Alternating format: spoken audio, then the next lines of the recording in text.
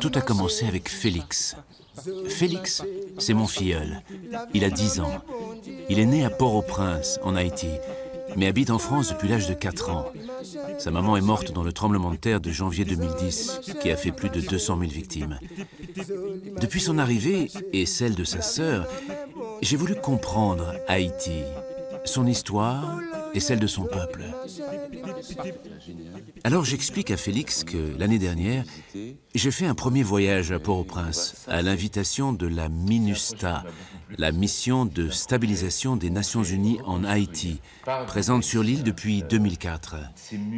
Nous avions visité un projet que j'avais trouvé extrêmement cohérent, car il mélangeait des notions sociales d'emploi, d'écologie et de réinsertion des jeunes de quartiers difficiles.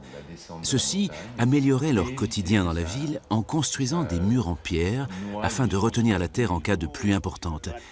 En travaillant, ces jeunes allaient pouvoir gagner de l'argent afin d'améliorer à la fois leur quotidien et aussi l'environnement de leur île.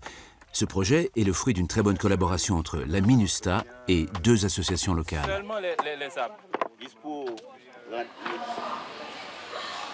J'ai donc voulu retourner à Port-au-Prince et rencontrer ces hommes et ces femmes qui participaient au projet pour parler avec eux de leur quotidien, de leurs difficultés, mais aussi de leurs aspirations et de leurs rêves.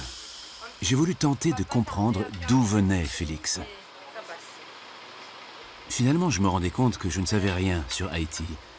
Était-ce seulement le pays du vaudou, des zombies et des tontons macoutes dont me parlaient mes parents pour me faire peur quand j'étais petit? Était-ce la perle des Caraïbes au charme magique resté intact? Ou représentait-elle la plus grande concentration de misère, d'injustice, de cruauté et d'espoir brisé sur la planète? En tout cas, une chose était sûre, je n'allais pas pouvoir, une fois de plus, rester indifférent.